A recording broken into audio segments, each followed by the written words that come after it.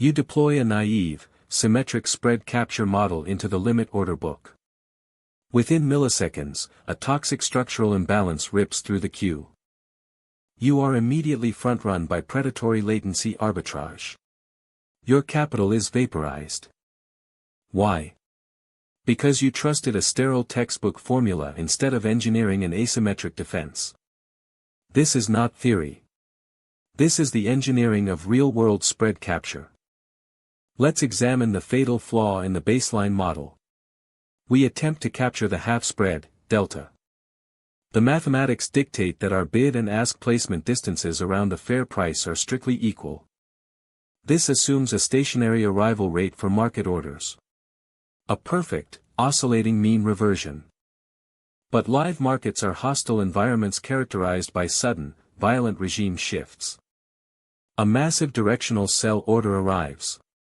The actual fair price collapses instantaneously. Your symmetric bid gets executed, but your ask order is left stranded far above the new market reality. You are now holding depreciating inventory in a rapidly falling market. This is severe adverse selection. The textbook assumes you are a market maker. The live order book treats you as the bag holder. Symmetric placement is financial suicide in a toxic market. We must break the symmetry. To survive adverse selection, we must break the symmetry. The solution is order book imbalance. OBI mathematically quantifies the structural micropressure at the absolute top of the limit order book. We calculate it as the bid volume minus the ask volume, divided by the total top of book volume. This yields a normalized, bounded oscillator strictly between -1 and +1. When OBI approaches +1, buying pressure is overwhelming. A microtrend is imminent. Instead of holding static symmetric quotes, we dynamically skew our perceived fair price. We adjust the mid-price by adding an alpha coefficient multiplied by our real-time imbalance metric. Our bid moves closer to the spread to capture the trend, while our ask retreats to safety. Let us look at the C++ implementation for a low-latency tick handler. We extract the L1 volumes directly from the binary exchange feed to compute the instantaneous skew. With this architecture, you are mathematically protected against visible directional pressure. But pay close attention to that word, visible. In a highly toxic, institutional order book, visible volume is often a manufactured illusion. A predatory high-frequency firm flashes a massive, artificial bid wall into the queue. Your algorithm reads an extreme OBI, aggressively skews its quotes, and steps right into the trap. In a microsecond, the bid wall is cancelled. It was phantom liquidity. Simultaneously, massive hidden iceberg sell orders execute against your newly skewed bid. Level 1 imbalance is fundamentally blind. If you trade on it, you will be exploited. We need a probabilistic Markov model to map the invisible. Let's engineer the upgrade. Visible liquidity is a trap. To survive, we must mathematically map the invisible order flow. We deploy a continuous time Markov chain to model the true, unobservable state of the limit order book. We define the book as a system of stochastic states, driven by hidden transition intensities. Let lambda represent the arrival rate of legitimate market orders, and mu represent cancellations. Instead of trusting the raw level 1 feed, we construct a probability transition matrix.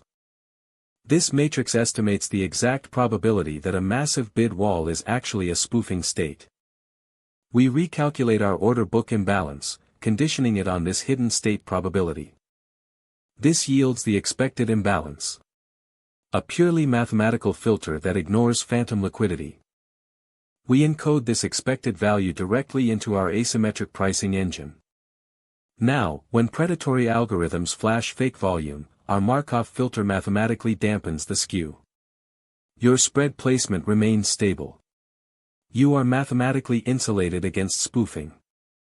This stochastic architecture is robust, elegant, and highly profitable in stationary markets.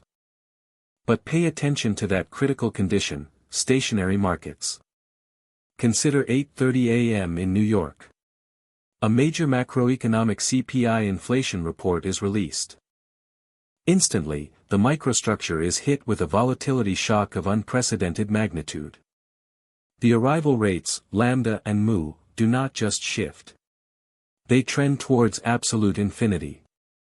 Your carefully calibrated Markov transition matrix becomes completely irrelevant in milliseconds. The parameters explode. The kinetics are destroyed. Your static spread is run over.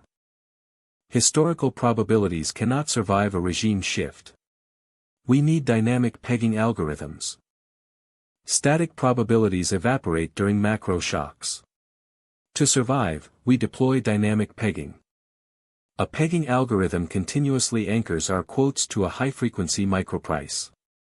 But anchoring alone is not enough.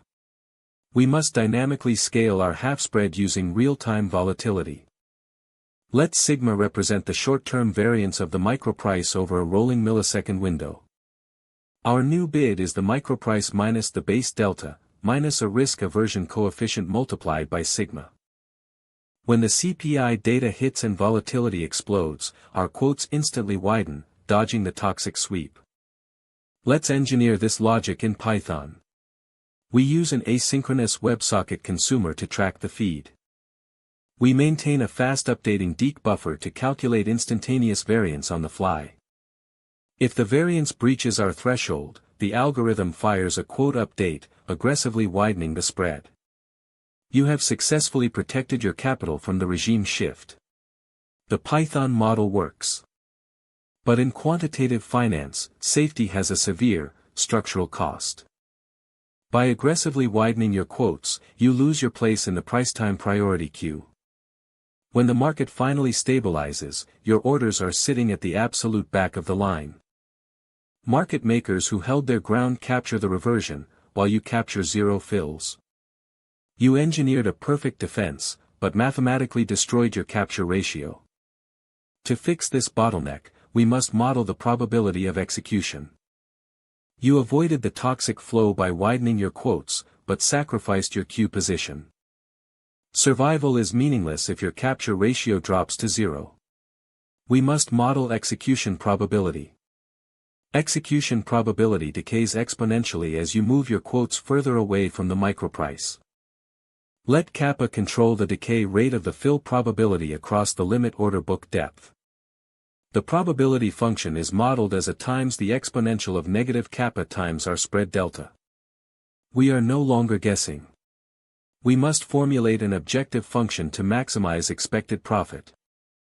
Expected profit equals the half-spread distance multiplied by the probability of execution.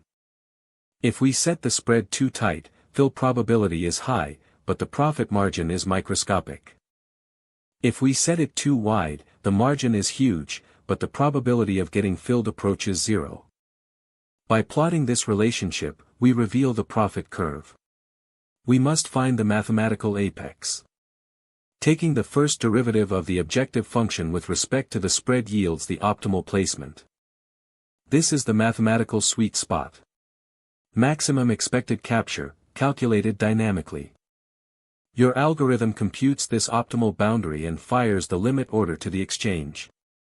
But pay extreme attention to the timeline. Your Python engine took 5 milliseconds to calculate the derivative. In the modern microstructure, 5 milliseconds is an absolute eternity. By the time your perfectly optimized order reaches the matching engine, the entire queue has shifted. Your optimal placement is now sitting in empty space. The perfect math is fundamentally wrong. Algorithmic purity cannot overcome network latency. Python is choking on the math.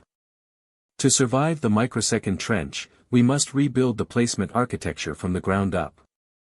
Python's global interpreter lock and garbage collection are fatal in the microsecond domain. To eliminate latency, we must abandon user space Python and rebuild the engine in C++. But simply changing the language is not enough. The operating system itself is a bottleneck.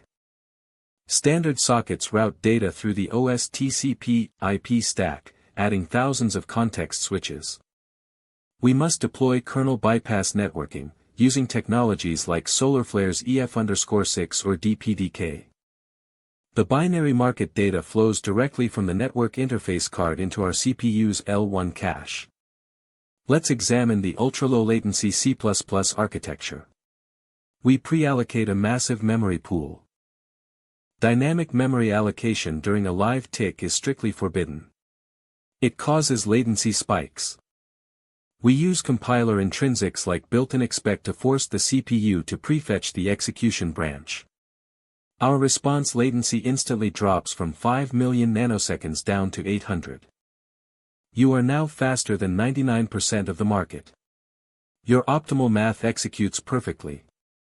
You capture the exact spread you calculated, securing the absolute front of the priority queue.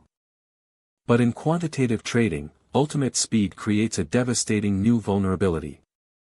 A massive, toxic institutional sweep order enters the market, aggressively consuming all liquidity. Because your C++ engine placed you at the very front of the queue, you are the first to get hit. You executed a microsecond perfect trade, but you bought directly into a collapsing market. Speed does not protect you from adverse selection. It just makes you the fastest victim. To survive the sweep, we must quantify flow toxicity before the trade happens. Speed without intelligence is financial suicide. To survive the toxic sweep, we must predict it. We introduce VPN, the volume synchronized probability of informed trading. Instead of sampling time, which is arbitrary, we partition the market data into equal volume buckets. Within each bucket, we classify volume as buyer-initiated or seller-initiated. VPN measures the absolute imbalance between these volumes, divided by the total bucket volume. When institutional smart money enters the market, VPN spikes exponentially before the price even moves. We integrate this directly into our C++ kernel engine as a hard circuit breaker. If VPN breaches our critical threshold, the engine instantly cancels all active quotes. The toxic sweep rips through the limit order book, but you are already gone. Capital preserved.